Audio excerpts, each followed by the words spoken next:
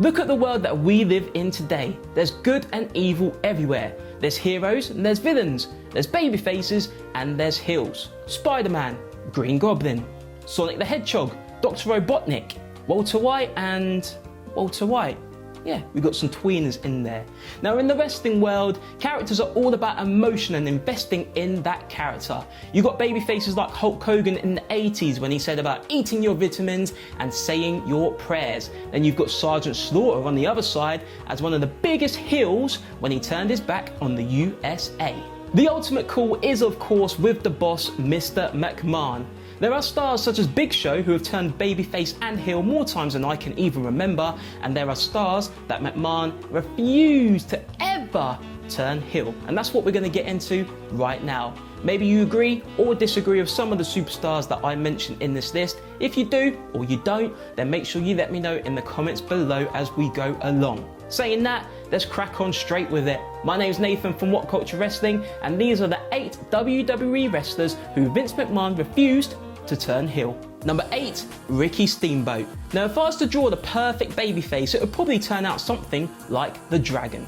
He was physically impressive, he had good looks, and he was clean cut as well. Absolutely perfect to line up against heels such as Ric Flair, Rick Rude, the evil Jake Roberts, and the up and coming stunning Steve Austin. Yeah, before it was Austin 316, it used to be Austin 316 says I need to straighten my hair. Steamboat was unhappy with his gimmick when returning to the WWE in 1991. He was billed as the Dragon and he himself actually wanted to turn heel, and all of this is not long after his trilogy of matches with Ric Flair, which some people say are some of the best to ever happen in the wrestling business. Dragon wanted to wrestle underneath the mask, laying out a number of baby faces on his path. Pat Patterson and Vince McMahon completely refused the idea, and I myself have to agree with them. I couldn't really see Steamboat as a heel. I mean, what do you think? But right now, I guess we'll never know. Number 7, Rey Mysterio. Now at the time of this recording, I've just seen Rey Mysterio have his eye taken out by Seth Rollins at Extreme Rules, the horror show. Now, if I was Rey Mysterio, I'd be turning heel. Unbelievably, there were actually discussions of a Rey Mysterio heel turn in 2012. The lovable underdog who is universally loved by the wrestling world was meant to feud with Sin Cara, and he was meant to be the heel. Sounds ludicrous even saying it. A lot of money had been put into Sin Cara, and the idea was to have Rey turn on him after becoming tag team partners. And thankfully, it never happened, because I don't know if I could forgive myself for booing Rey Mysterio. It'd probably be something like, boo.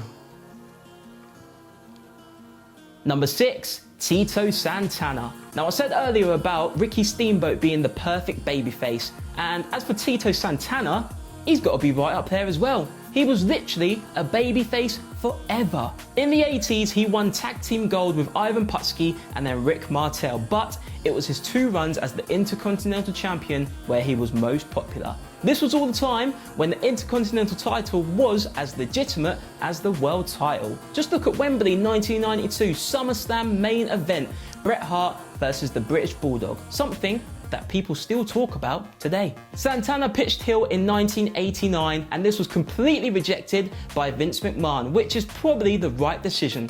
Actually, I could imagine Vince McMahon doing that laugh of his and saying, "No way, pal," which is an awful impersonation of McMahon, but you get the idea. Number 5, Hulk Hogan. In the 80s, Hulk Hogan was the real American. Everyone looked up to him. Whether you were into wrestling or not, everyone knew who Hulk Hogan was. He was a megastar. But in the 90s, that all started to change. At the 1992 Royal Rumble, the New York crowd didn't seem too happy with Hogan when he eliminated Sid Justice. Crowds also cheered Jake Roberts during their short feud, and there was no chance in hell that McMahon was going to turn his back on Hulkamania and turn Hogan heel.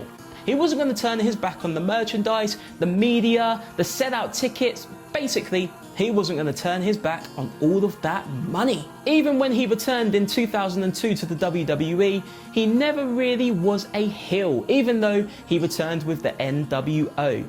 Look at WrestleMania 18, he was getting cheered more than The Rock, and that just proves it really, and it weren't long after this that he returned to being a babyface. Number 4, Roman Reigns. Reigns has had a few mixed reactions over the last few years. No biggie. Okay, Reigns has had loads of mixed reactions over the last few years. During the Shield, it was pretty clear to see that the WWE were moulding Reigns into the next big star. He's got the bloodline, he's got the look of a major star, and if you look at his big time matches in the past, he always delivers. Now, I don't think in any way that the booing was towards Roman Reigns himself. I think it was more towards the promos he received each week and the way that he was getting booked on TV. Now, a heel turn, it actually might have worked, I think. If you look at this stable, Roman Reigns, Samoa Joe, the Usos, and maybe even Jacob Fatu from MLW, oh my days. Now, if you look at Roman in real life, check out an interview or what he's like on social media, he seems funny, genuine, and charismatic. So, why did WWE never let him be himself on screen? Why?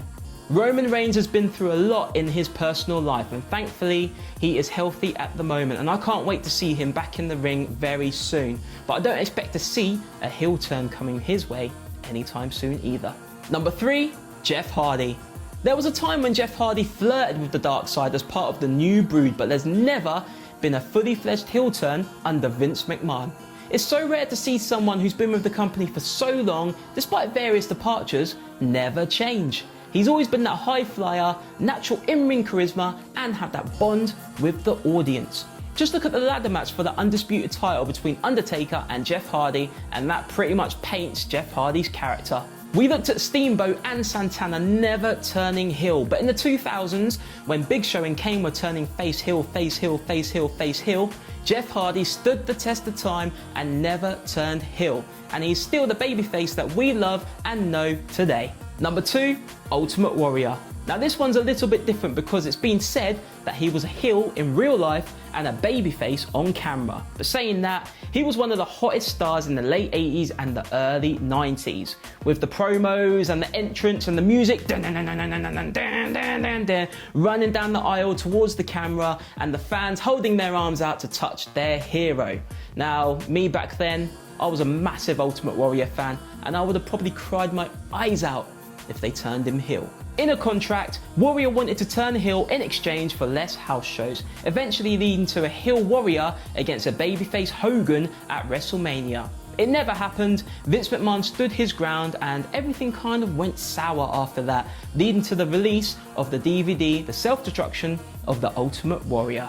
Number 1, John Cena.